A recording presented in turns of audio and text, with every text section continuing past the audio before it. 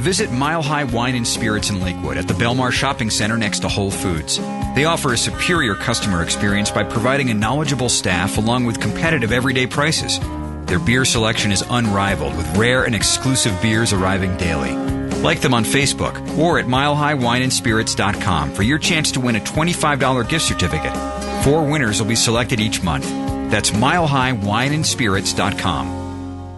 What do you get when you blend potential with experience? Los Vascos. The wines of Los Vascos marry juice from Chile's best wine-producing regions with the expertise of France's best, Chateau Lafite Rothschild. The result is a line of fine wines that are classic yet approachable. Cabernet Sauvignon, Sauvignon Blanc, Chardonnay, and Rosé. Turn the everyday into an adventure. Earthy, exotic. Experience Chile in a bottle. Los Vascos. Go to vinolosvascos.com or ask for Los Vascos at your local wine retailer.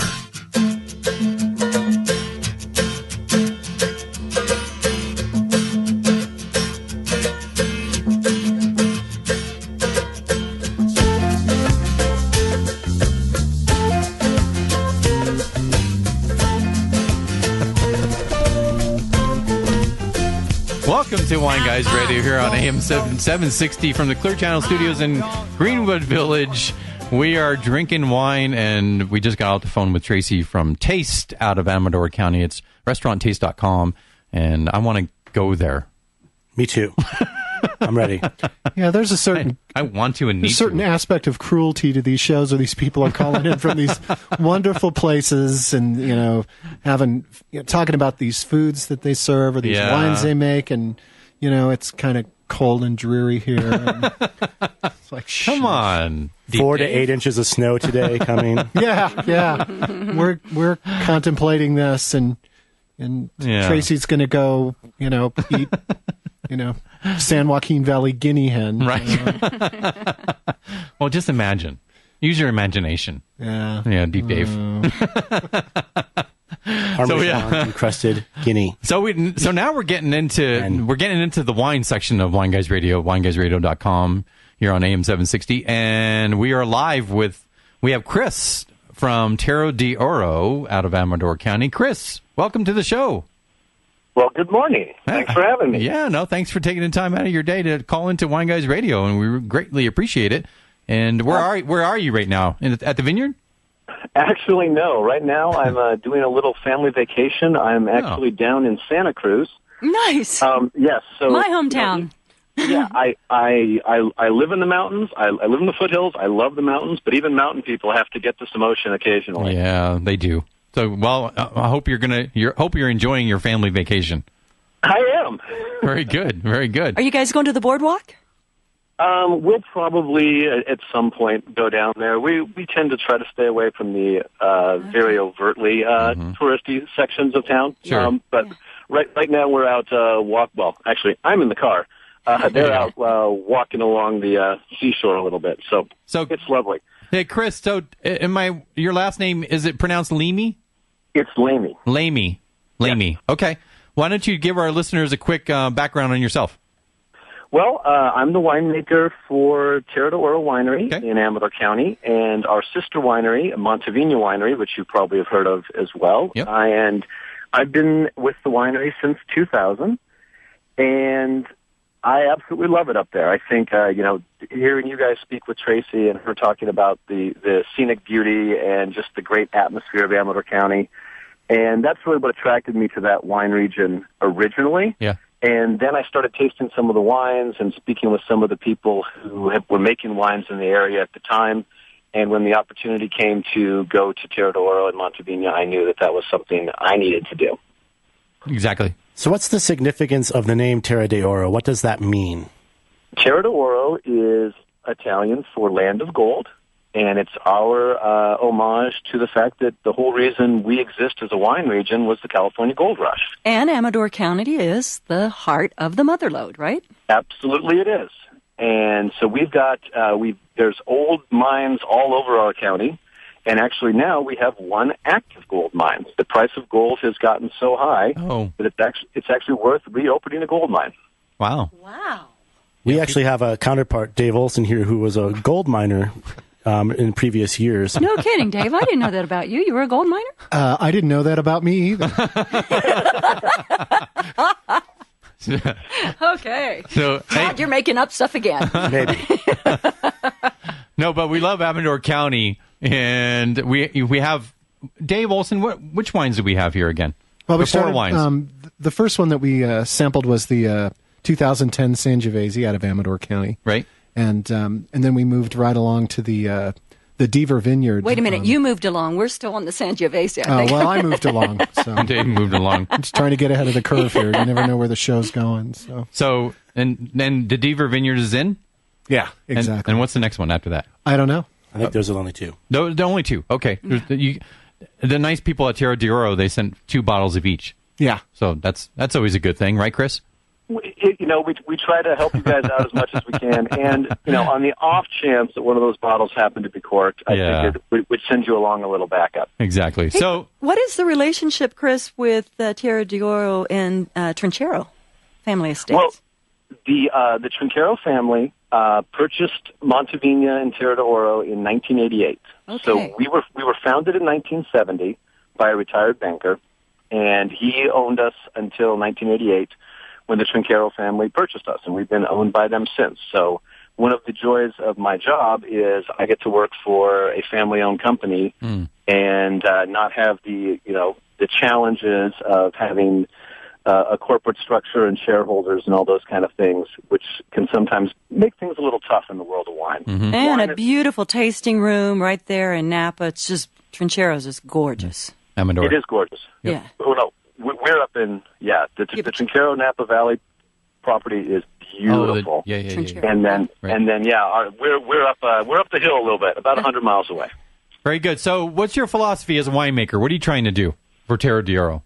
One of the cool things about being in Amador County is that we are a little different than the other wine regions in California. Mm-hmm. We're over 100 miles inland, so all that coastal influence that, I'm enjoying right now here in Santa Cruz, but when I'm up there making wine, it doesn't exist. And so we're a little special. We don't have that morning coastal fog that burns off, and it is so well suited to varietals like Chardonnays and Cabernets and things like that. Mm-hmm. We've got nice warm days with sunshine all day that then cools off very, very well at night. So we tend to do better with grapes that are a little more southern in their historical beginnings. So things from the south of France and Italy and Spain and those kind of regions tend to do better for us. And so that means that we're growing different grapes and we're making different wines than our counterparts down along the coast. And I think that opens up a whole new world of wine for people, and I think that's a lot of fun. Well, it helps you differentiate yourself as well from the coastal regions. You're not trying to do the same thing. It's not a Me Too kind of thing. We make Cab, we make Chardonnay.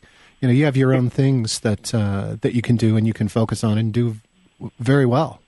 Exactly, and right now at Terra Oro, we've kind of tended to take historically a more Italian look at things. So that's why we're doing Sangioveses and Barberas. Mm-hmm. But some of my neighbors right across the valley are doing beautiful Rhone varietals, and people are doing some Spanish things. And it's a very exciting area in that when you come to visit, it's not tasting room after tasting room after tasting room of the exact same varietal. Exactly. You'll see a whole mosaic and a whole just big, rich palette of these amazing wines and different people's interpretations of them. So it's a lot of fun to visit. Hey, Chris, do you have any barrel tastings coming up anytime in the near future? Well, the closest thing we have coming up right now is our big Amador Vintners Association Behind the Cellar Door weekend, which is actually next weekend. Okay. I believe that's March 2nd and 3rd. Maybe 3rd and 4th. 2nd and 3rd, I believe. And that's actually basically an open house of all of our wineries. And so you buy a ticket and come along, and we've got different wineries will have different activities. We've got things from barrel making demos to I'm doing a cheese and wine pairing seminar once each day. We'll have barrel tastings. Some of the wineries will have music. Almost everyone will have some sort of food that's involved with it as well. It's a great weekend. And it's one that we try really hard to make not only enjoyable from just, having some delicious wines and some food, but we also want to make it an interactive and an educational experience for people. Right. Because you can taste great wines any weekend, and we'd love to have you come up to do that. But if you're going to be, paying a little bit of extra money to come see us, we want this to be as interactive and educational as we can possibly make it. And is that the first weekend in March? First weekend in March every year. Todd has a question, I think. Yeah, I wanted to ask you about what role altitude played in your vineyards, and then if you could talk a little bit more about your single vineyard wines and what kind of varietals are you growing there. Because last week we had a show on port, and I know you guys have a really lovely port. So can you talk about that as well? Sure thing. Altitude, I think, is important. We're at about 1,500 feet at our winery. In the county actually is an interesting county. It's a long, narrow slice, and it goes from about 70 feet elevation to about over 7,000 feet elevation. Most of the grapes are grown at about 1,000 feet to about 2,000 feet. And so that's an important part of what we do because we need that little bit of elevation to get that cool air coming down off the Sierras to cool us off at night.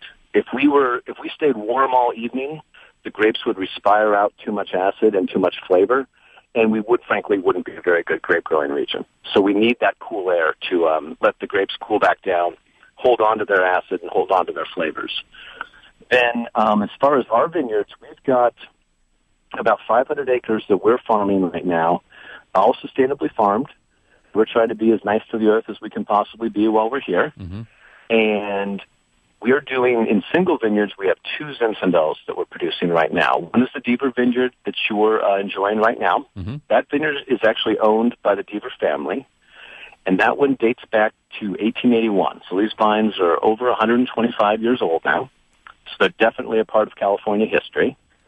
And they bring in just this wonderful essence of pure foothills in. It's big, it's rich, it's got that brambly kind of blackberry sort of fruit. It's got great spice. I think one of the fun things about Zinfandel in Amador County, as opposed to Zinfandel in other growing regions of California, is that you get the spice aspect. All Zin has a fruit and spice aspect. That's what makes Zin special. In Amador County, our spice aspect, there's hints of pepper, but it's not an overtly peppery wine. The spice tends to be more of those brown baking kind of spices, your cloves, your allspice, your cinnamon. Mm-hmm. And that brings a real richness and warmth to the wine that kind of envelops that brambly fruit and keeps it from being too much of a kick you in the mouth kind of Zin and more of an enjoyable sensation with the Zinfandel. Mm-hmm. It's a beautiful field. Yeah. And then our other single vineyard is one that's actually on our property. It's our home vineyard Zin. And that one is this little tiny piece. It's just under 4 acres, but it creates this rich, dense, decadent style of fruit. It's like jumping into a swimming pool of plum jam. It's crazy.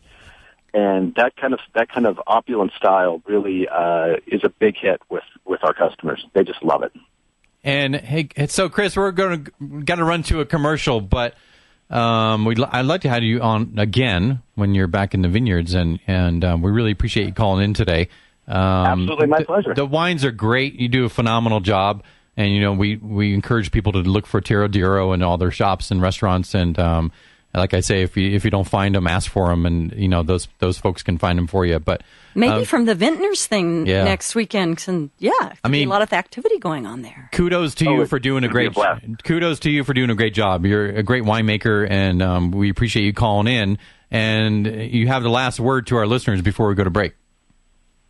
I think my last word would be discover Amador County and discover our wines. Mm-hmm. If you find, please find some Terra Oro wines and enjoy those, and then enjoy some from my neighbors. And I think you'll find a wine region that will fit almost anybody's needs. So thanks so much for having me, and you guys have a great day. Well said, and safe travels to you and your family. Enjoy your family vacation, and enjoy the weekend, and we'll talk to you soon. Sounds great. You guys have a great weekend, too. Thanks, Chris. Thank you. Take care. Cheers. Bye-bye And now. this is Keith on Wine Guys Radio, AM 760. We'll be back in 2. Cheers. Hey, it's